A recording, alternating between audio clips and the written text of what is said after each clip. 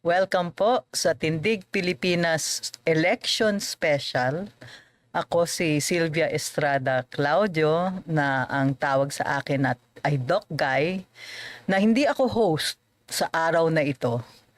Dahil itong kasama kong si Juana Kaumaran na nag-co-host na rin ay hindi co-host.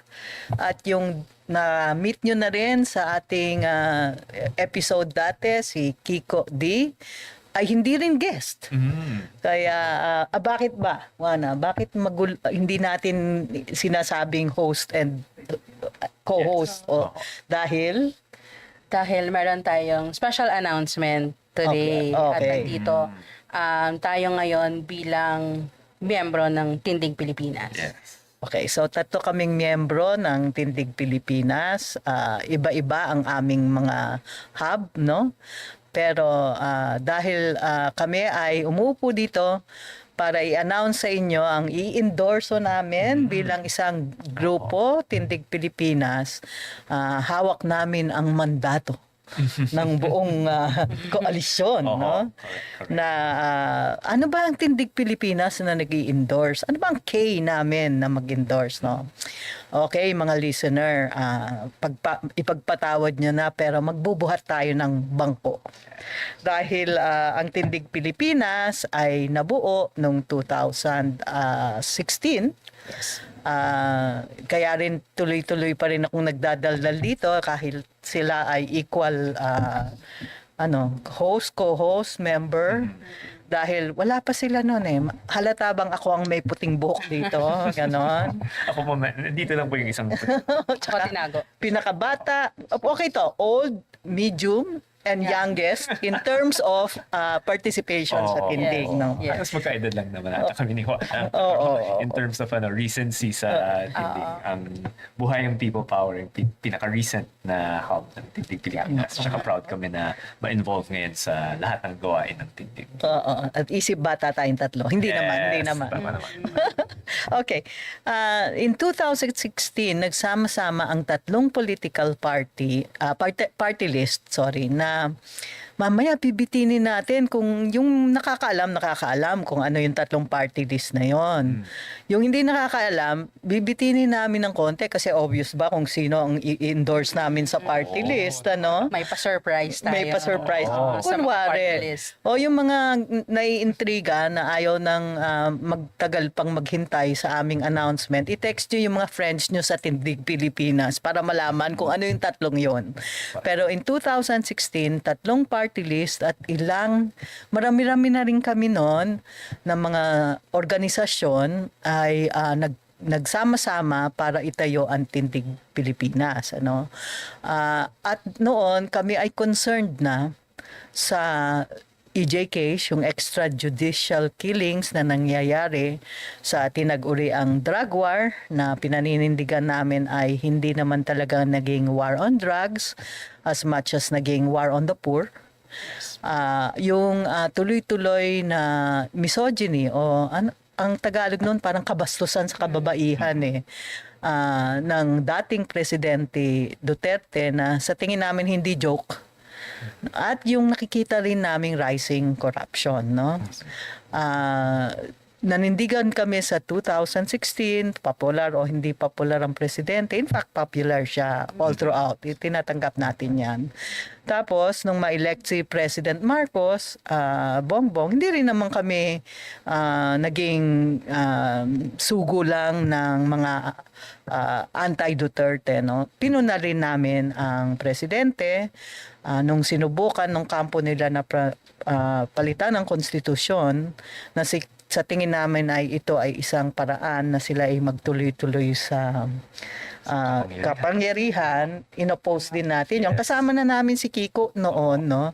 Kasi ang isang pinaghahawakan ng Buhay ang People Power Coalition na si Kiko ang representante sa Tindig Council ngayon, ay yung constitution na yan ay hindi dapat guluhin para sa personal interest ng kahit sino man, no? Tama. So, nanindigan rin kami doon at doon sa ayuda budget, nanindigan rin tayo, no? So, ang Tindig ay talagang hindi kami kumikiling sa kahit sinong politiko.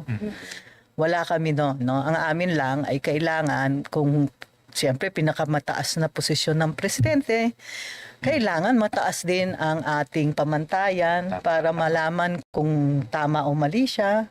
At bilang mabuting mamamayan, dapat tayo ay kritikal at pumupuna. Hindi naman kami pumupuna para mema lang, no? May masabi. Maraming nagsasabing ganyan, pero hindi ako naniniwala doon. Di ba? Tama. Tsaka Oo. kailangan po talaga Alam ko po sa mga comments natin sa Tindig, maraming nagtatanong ba't parang medyo friendly tayo sa isang panig o Yeah. kabilang panig. Pero at least today, I think malinaw, makakatikim yung dalawang panig sa atin na Correct, correct. At ano lang, Doc Guy, Oo. actually nung na-launch natin tong Tindig Pilipinas podcast, ang unang-unang episode natin is really introducing nga ano yung Tindig, lalo na doon sa mga hindi nakakakilala.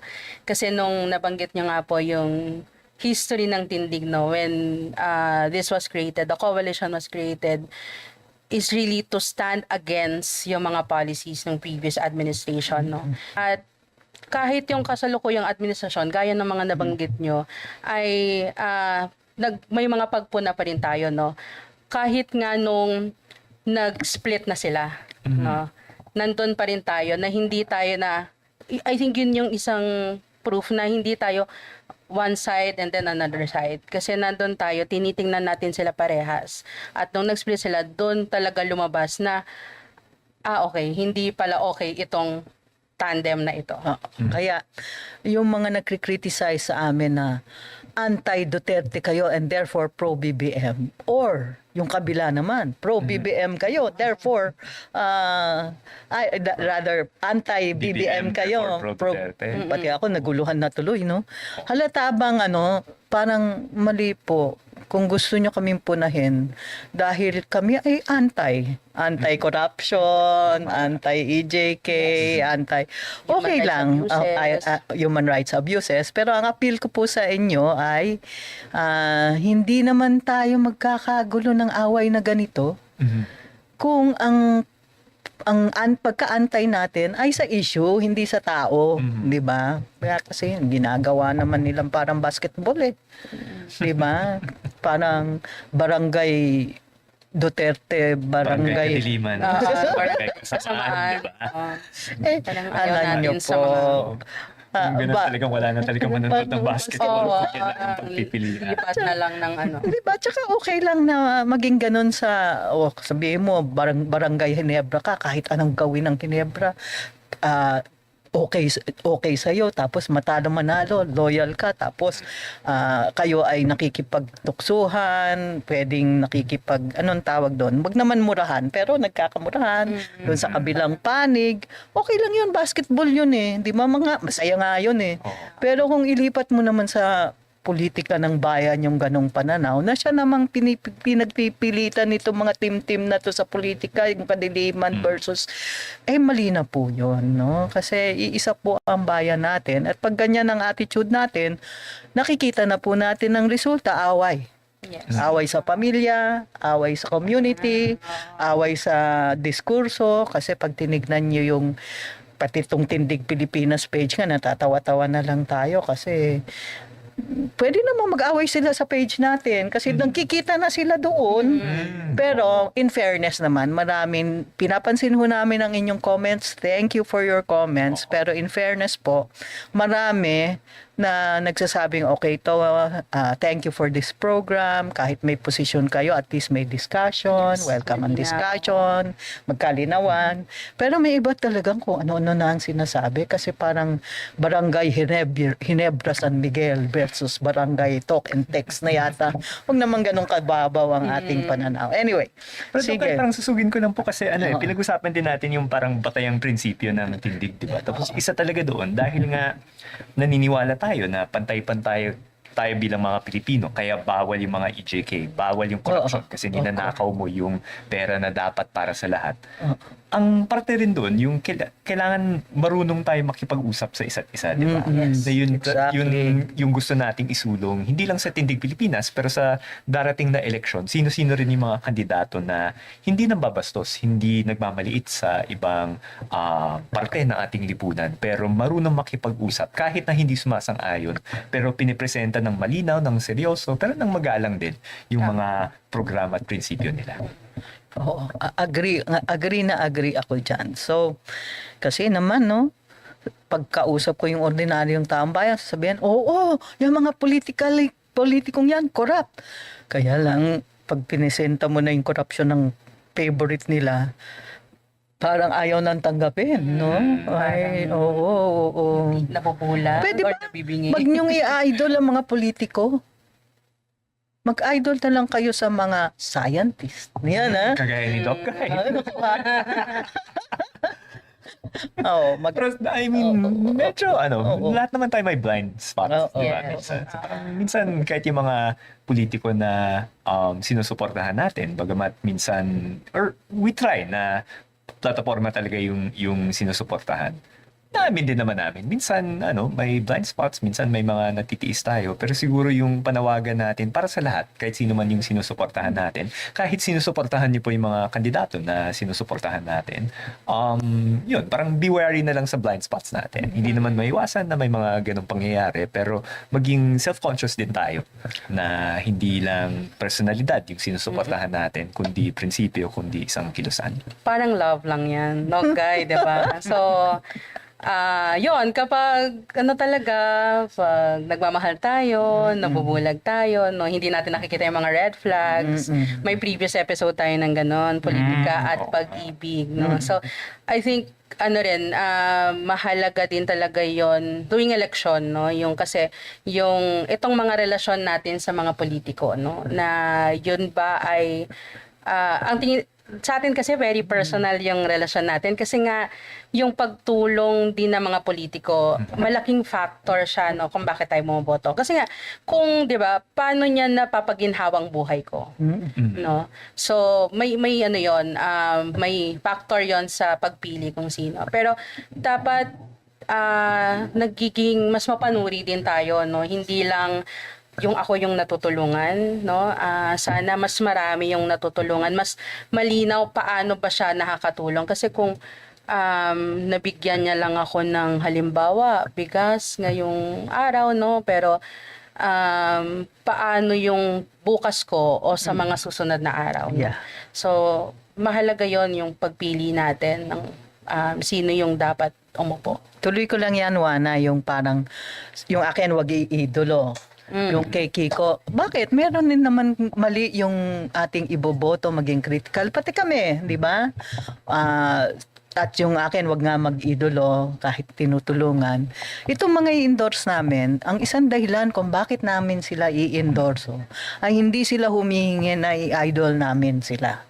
Malinaw sa kanila na kahit sila ay ma-endorse, kahit sila ay ma-elect, kaya nila at hinihingi nila na kayo pa rin ay maging mapangmatsyag sa kanila at singilin sila kung meron silang pagkakamali. Balikan natin na sa isang demokrasya, kailangan tanggap natin yung kapasidad na mag-usap, magkaiba-iba, at lalo na kung sino ang nasa poder, siya dapat ang pinupuna. May kapangyarihan siya eh. Ako, wala naman akong kapangyarihan sa inyo. Bakit nyo ako trinotroll? Sorry po. Hindi naman masama ang loob ko. As I tell all the trolls, I love you all.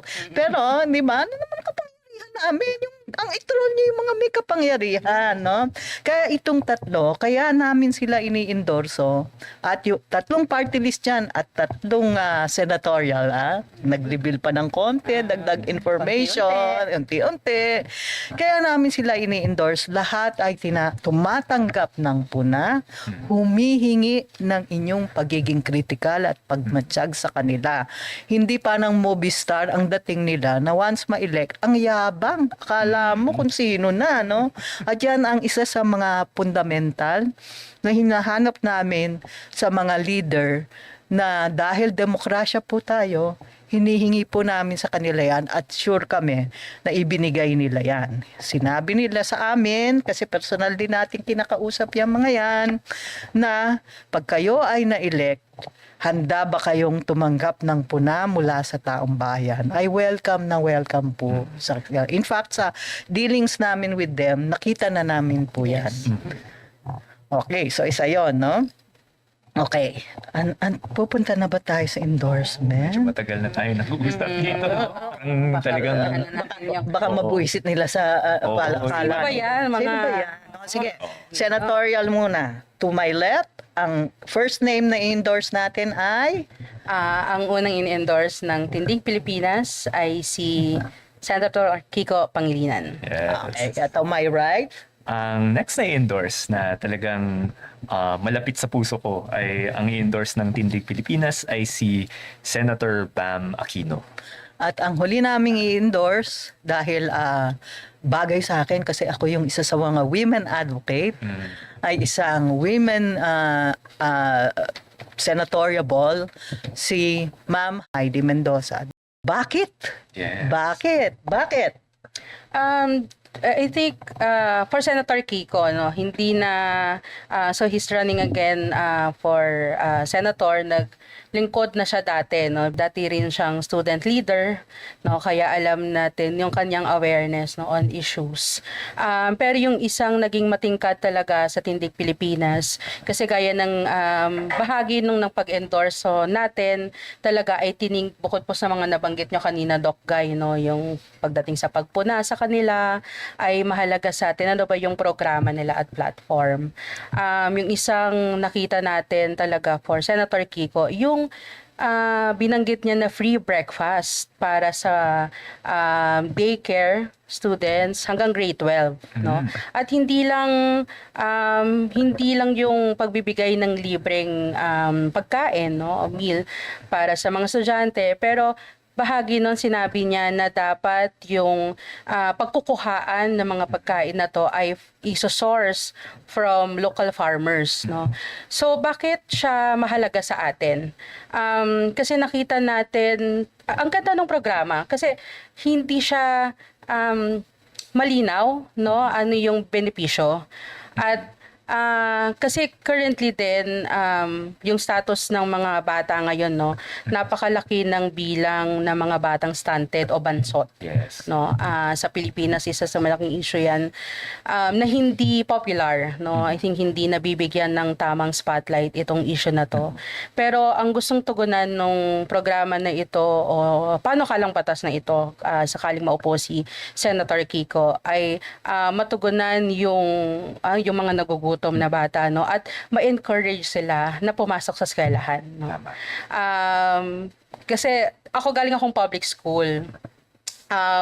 Of course, sa amin walang free breakfast, pero talagang may mga bata na hindi pumapasok kapag wala silang makain, ganon. At hindi lang yung reason nila to go to school. Syempre, 'di ba, paano ka makakapag-aral? May epekto 'yon sa iyo, no? Yung learning, no, ng mga bata. Kaya napakagandang programa nito.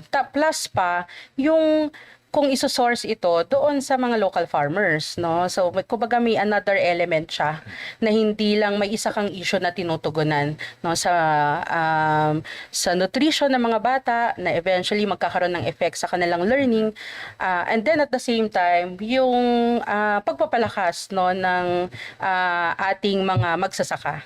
No, so I think given na ito yung nakita talaga natin, bukod sa napakarami ding mga nagawa, yung track record talaga ni Senator Kiko, kaya ini-endorso siya ng Tindig Pilipinas. Mandagdag ko lang siguro ng saglit, no, kasi parang si Senator Kiko, yung isa pang track record niya bukod sa pagiging senator, siya yung pinaka miyembro ng kabinete ni Pinoy na naatasan sa larangan ng food security, no. At saka yung pinaka-achievement niya nung panahon na yun, no, talagang napababa niya yung presyo ng bigas na parati namang hinihiling ng ating mga botante. Yes. Pati tayo, parang mahal-mahal ng bigas, parang nabibigla tayo kumpara sa ibang bansa. Si Senator Kiko talaga yung may track record ng ganun.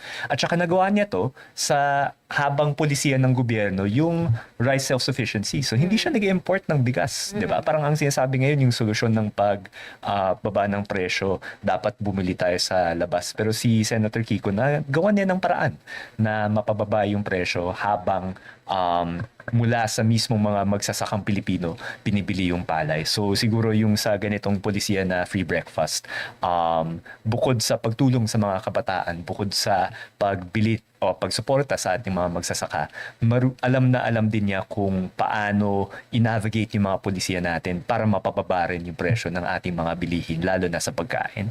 Okay. Tuloy na tayo kay Bam. Yon, kay Senator Bam, syempre na para malinaw, tiyuhin ko po si Senator Bam. Siya po ay pinsan ng aking nanay. So, pero I'd like to think na objective talaga yung, kung hindi man yung opinion ko, at least yung mga kasamahan ko ay napaka-objective talaga. Pero makwento ko lang po, si Tito Bam kasi nung pinag-usapan niya, yung plano niyang tumakbo ulit nitong 2025, last year pa lang, parang siya na mismo yung nagsasabi, baka feeling niya medyo baliw ako kasi parang medyo low, mid-20s yung rango niya sa mga naunang survey. Pero ang nakita kong medyo bumuhay sa kampanya niya noong pinasa yung budget natin nitong 2024 na ang isa sa talagang pinakamalaking problema dito is binaba yung budget para sa edukasyon, no? Alam niyo po na sa ating saligang batas dapat budgetary priority yung education. Pero ang ginawa ng kasalukuyang administrasyon, kinlassify nila as education yung mga ibang bagay na hindi naman talaga dapat edukasyon, no? So yung ibang mga training programs ng DND kung ano. So yun, kinuha yung pondo mula sa DepEd, yung pondo mula sa CHED, parang pinag-usapan yung pag-reduce sa suporta sa free tertiary education na yun yung batas na talagang ipinaglaban ni Tito Bam nung siya'y nanunungkulan pa bilang senador. Nung nalaman ni Tito Bam yung mga ganitong kwento, dun siya talagang nabuhayan na kailangan ko talagang bumalik sa Senado. Kasi kung merong isang Bam Aquino nung pinag-uusapan yung budget nung panahon na yun, baka hindi nabawasan yung budget na yun. Baka tuloy-tuloy yung suporta sa pondo sa secondary education, sa primary education, sa secondary at lalo na sa tertiary education. So siguro ang talagang commitment ni Tito Bam pag nandyan na siya ulit sa Senado ay ipaglalaban niya ang education budget. Hindi mangyayari ulit yung pagbawas ng budget sa DepEd, sa CHED o sa mga programa para sa edukasyon. Isusulong niya yung yung pagpapatayo ng mga classrooms na talagang naglag tayo for the last two administrations, no? Parang lumobo ulit yung ating backlog sa silid-aralan. So ipupush ni Tito Bam yung budget para dyan. Support niya yung syempre yung free breakfasts po para sa ating mga mag-aaral. At saka yun po, para dumami rin yung mga guro natin, para ma-provide yung education para sa lalong maraming mga estudyante at para hindi rin ma-overwork yung ating mga guro. Para ano yung solusyon kasi na yun, sinasabi ng ating mga guro na lubog sila sa admin work. Medyo alam natin yan, Doc, guys, sa karanasan natin sa UP.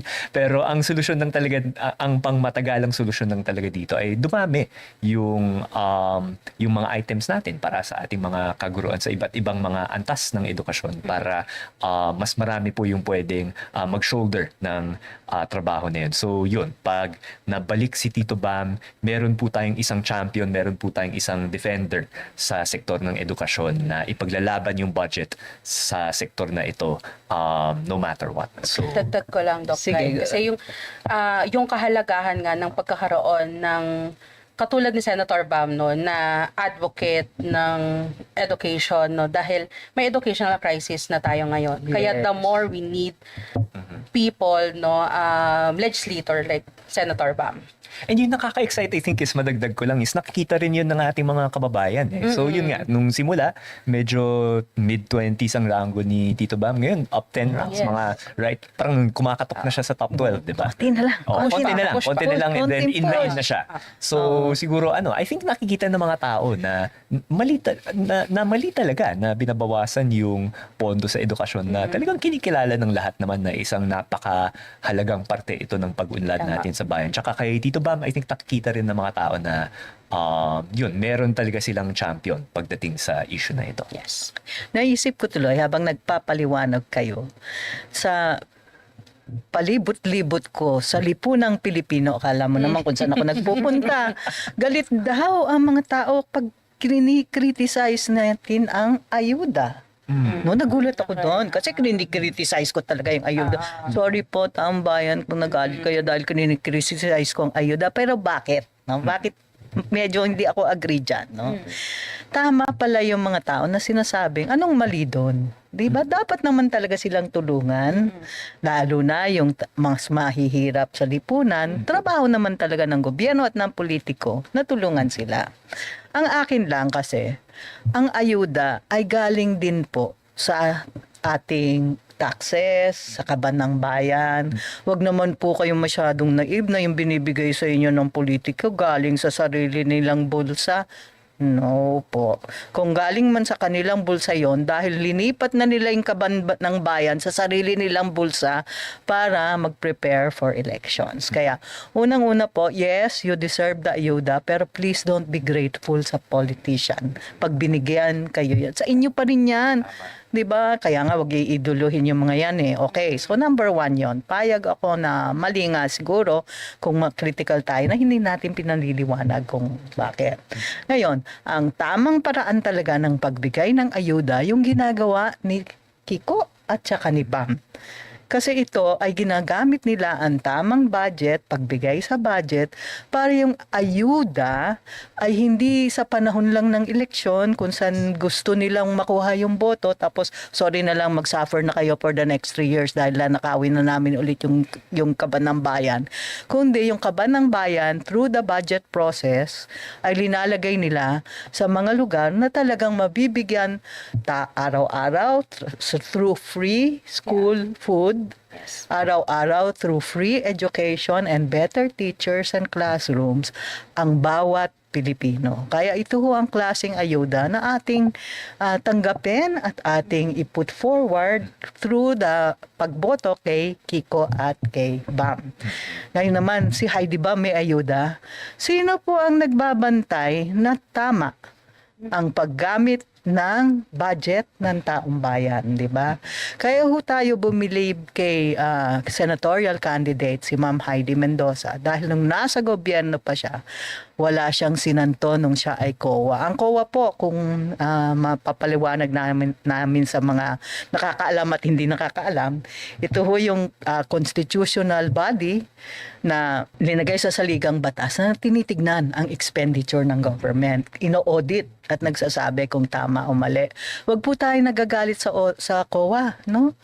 Dapat natutuwa tayo sa kanila kahit katulad ng Tindig Pilipinas. Sila ay critical sa lahat ng politiko. Dapat lang, di ba? At si Ma'am Heidi, kahit na-threaten na yung kanyang buhay nung panahon na siya ay naging commissioner, kahit mahirap yung ginawa niya, talagang nung nakakita siya ng katiwalian, sino pa man yan, nagsabi siya na may katiwalian, no?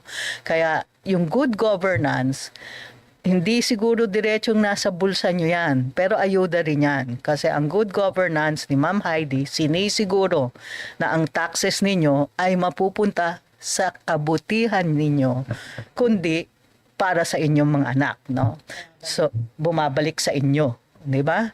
Kaya ang isa ko pang idadagdag sa kay Ma'am Heidi, recently kaming mga women's groups at LGBT groups ay nagkaroon ng konting pagkakaiba ng opinion tungkol sa ilang platform niya. Nag-usap at mabilis siyang nagpakita.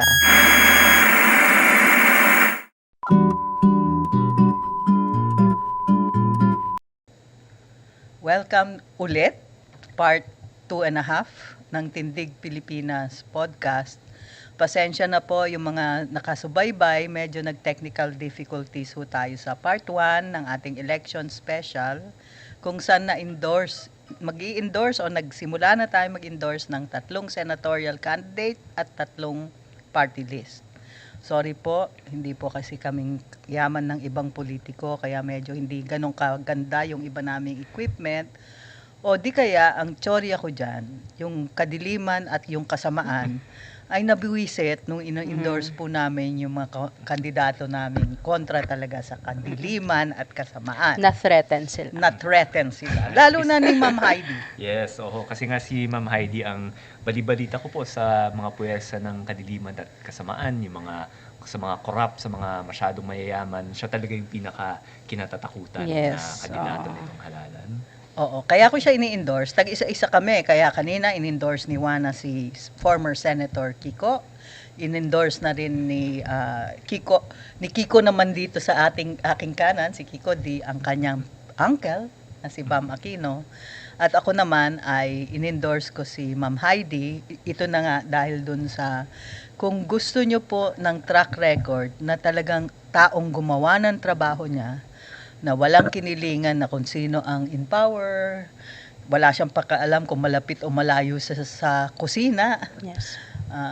hindi siya nakialam doon, talagang lumaban siya para doon sa kanyang posisyon sa COA, ginawa niya talaga yon. Kung saan ang may katiwalian, wala siyang pakialam kung sino ka, gaano kalakas ka, kapartido kita, hindi kita kapartido, basta siniguro niya na tama ang paggastos ng lahat ng ahensya ng gobyerno sa pera ng taong bayan. At ang huli po, pinag-uusapan natin na pwede ho tayo magkaiba-iba, magkaiba ng opinyon.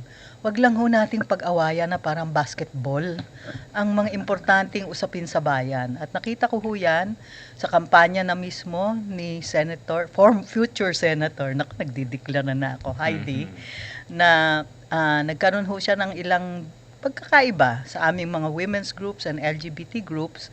At nagandahan ho ako sa ginawa niya kasi hindi naman niya sinuko ang kanyang prinsipyo, nanindigan pa rin siya, pero naging bukas siya. Yes. Sa usapin, kinausap niya yung mga taong nasaktan niya, nagsorry na nga siya na nakasakit siya, kung nakasakit man siya ng damdamin, ano.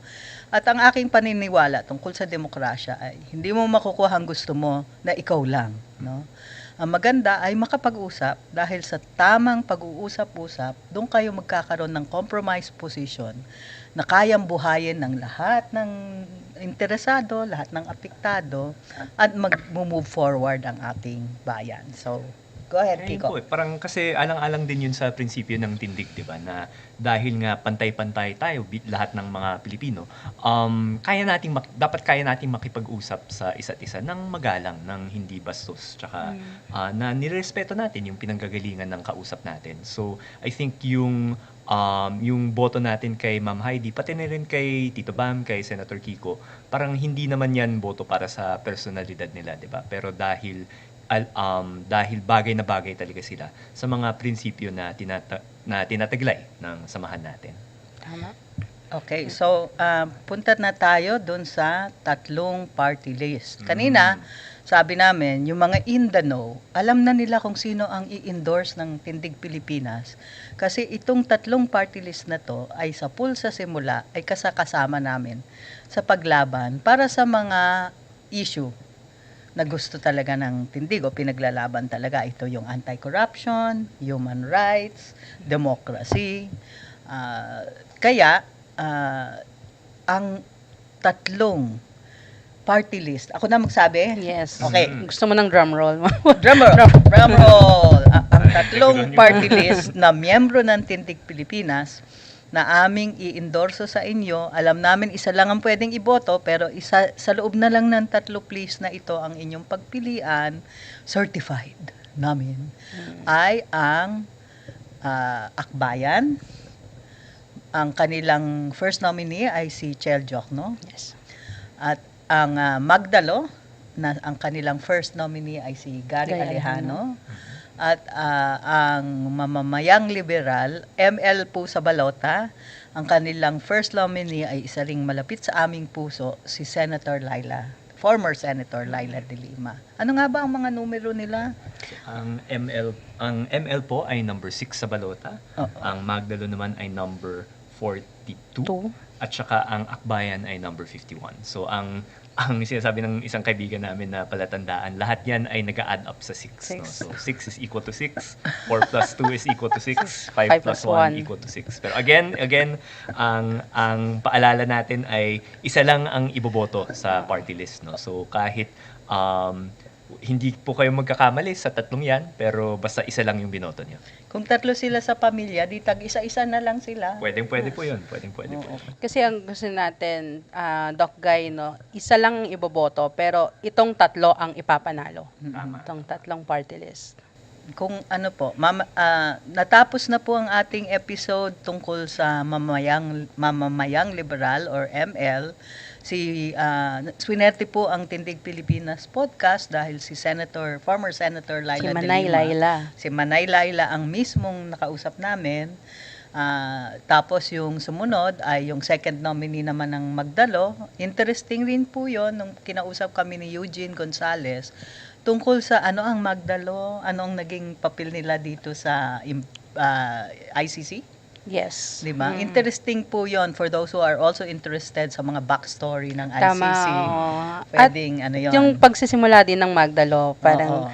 paano ba siya nagsimula? Kasi may mga narinig tayo na yung iba hindi na nila alam yung nangyaring Oakwood Mutiny. So, abangan nila yung episode na yon with second nominee ng Magdalo, si Eugene Gonzalez. At saka tinalakay natin yung controversial question na bakit ang isang grupong for democracy ay biglang tinanggap ang mga former coup plotter sa ating mga rango, di ba?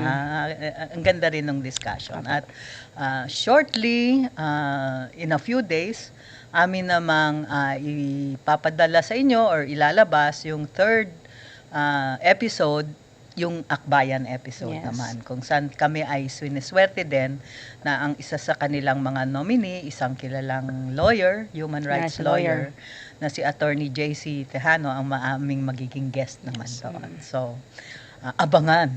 At hindi ba reviewin? Kasi ito rin ang aming panawagan, no? Huwag bumoto dahil yun na nga, I like your face. Ang pangit naman ng mga ganung batayan, di ba? Or I like your jacket that you gave to me. Hindi naman namin minamasama na tanggapin nyo yan, di ba? Pero wag naman yun lang ang maging dahilan ng inyong pagpili. Yes. Mas mahalaga siguro, piliin nyo ang kandidato na sa tingin nyo ay ipaglalaban yung gusto nyong makita na progreso sa bayan. At ang paraan nyo ng pag-alam nito ay pumunta sa mga website ng Akbayan, ng Magdalo at Mamamayang Liberal or ML at aralin doon kung ano ang sinasabi nilang ipaglalaban nila, no?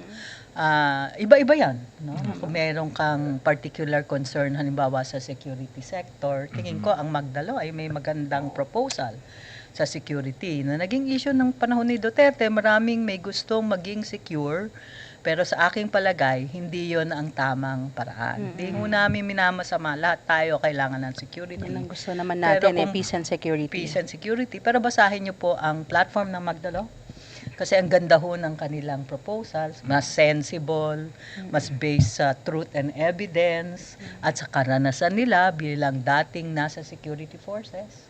Kung ano ang pwedeng talagang gawin ng ating bayan para maging mas secure ang ating communities at ang ating nation.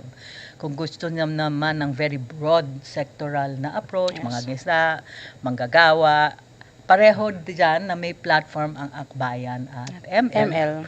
May pagkakaiba sila ng konti, kaya baka mas gusto nyo yung killing nitong isa. Pero yun po ang isang paraan kung saan pwede tayo maging maayos, wise, and informed na botante. No? So Parang, please po. Oo. ibalik po natin, Doc Guy, dun sa no? Kasi ang trend ngayon talaga yung mga politiko na hindi na lang dinadaan sa itsura, no? Pero talagang sumasayaw, no? Kumakanta. Hindi naman yun bago sa atin. Pero parang ang observation din natin ngayon, parang yun na lang yung nakikita ng tao, no? Ibalik natin doon sa pagpili o pagtingin ng ano ba talaga yung programa nila. No, ano natin ulit doon na kasi pag sila naman ay nahalal o naupo na halimbawa sa mga party list, no, sa Kongreso at sa Senado, no, yung ating tatlong inendorso, gagawa sila ng batas, no, na batas na tutulong para maging maginhawa ang buhay ng mga Pilipino, hindi lang ng iilang sektor, pero dapat tayong lahat. So tayong mga botante, no, ay dapat mas maging critical talaga tayo kung ano ba yung totoong layunin nila para sa atin. Okay. So in summary, we vote 3 senators. 3 senators at isang party list lang. Pero ang paalala ng Tindig Pilipinas, 3 ang kailangan maipanalo Kung Magdalo man ang ating iboboto, Bayan or ML party list, wala pong mali dyan, basta isa lang sa kanila ang iboboto natin. Kung sa mga pamilya natin, pwede tayong maghati-hati. Ideal po yan. Kung gusto nyo rin all in sa isang party list, okay lang po yan. Basta isa lang talaga ang iboboto natin sa tatlong yun para at least tatlo po silang ang makakaupo. At saka may pag-asa pa naman na dahil nga maximum of 3 ang pwedeng manalo sa ating party list system ay talagang pwedeng dumami talaga yung mga representante natin na dala-dala yung mga prinsipyo natin sa ating House of Representatives. By the way, hold accountable din natin yung tatlong yan. Tama. Pag may ginawang kagagawan yung tatlong yan, paabot nyo lang sa amin o sumama kayo, iproprotesta natin yan kahit binoto natin yan. Kasi may kasabihan nga po na parang ang pinipili lang naman natin hindi santo pero yung pinipili natin sino yung mas kaya natin kausapin na pag nagkamali. Kagaya na ng halimbawa ni Ma'am Heidi po na kahit na hindi tayo sang-ayon sa ibang mga posisyon niya, kapati tayo na kaya natin siyang kausapin ng maayos, no? So Yes. yun din yung hinahanap natin sa lahat ng ating mga kandidato. Sino ba yung kaya nating kausapin bukod sa dala-dala nila yung prinsipyo natin? Sino ba yung makikinig ng tapat? Sino yung rerespetuhin yung pananaw natin kahit na hindi tayo necessarily sasang-ayon parate? Wana, sino yung tatlong senador ulit? So, ang ine-endorso ng Tindig Pilipinas ay ang tatlong senador na to. Si Bam Aquino na number 5 sa balota, si Kiko Pangilinan, number 51, at si Heidi Mendoza na number 45. May 5 lahat, no? Yes, may 5. So may 666, may 555. Yung 666 lang, hindi siya yung kadiliman at kasamaan. Oo. So, Kontra, dapat, kontra yun, so kontra nandun yun. sa liwanag tayo dapat. Sa math dyan, lahat ng natin, divisible by 3. Oo nga. 51. Yes. Halata bang 5 nga si Bang. hindi ba mahilig to sa math? Ngayon, huling salita, ako naman, no? Ang request ko po sa inyo, kahit na ako, ang iboboto ko lang talaga yung tatlo. Baka pumili ako ng isa o dalawa pa, pero mas malaki ang chance kasi nung kandidato ko kung sila, no? Pero hindi ko naman mamasamain na kayo ay mamili pa ng iba, kahit nga dun sa pwersa ng kadiliman at kasamaan, di naman natin linalahat. At nirirespeto nga natin yung inyong desisyon at karapatan na maiba ng pananaw sa amin. Di po ba? Pero ang request ko, pili po kung pwede pong isama nyo sa balota yung tatlo naming senador para hindi naman yung isang kampo lang o yung kabilang kampo lang. Kailangan din natin ng balanse. Sabi nga natin, kung may isang batas na hindi nadidebate ng maayos, pangit po ng batas yon. Kaya aasahan rin natin na pag binoto nyo itong tatlo, mas magiging exciting po ang paggawa ng batas. Itong tatlong senador at ang tatlong party list. Makakatiyak po kayo na magiging mas maayos ang ating mga batas kung meron kayong i-elect, nakakaiba ang pananaw. At hindi, uulitin ko, hindi naman kasi basketball to na may isa lang mananalo, may isa lang matatalo at may panig na dapat piliin. Dapat iba-ibang panig ang dadalhin sa ating kongreso para maging maayos ang paggawa ng ating batas.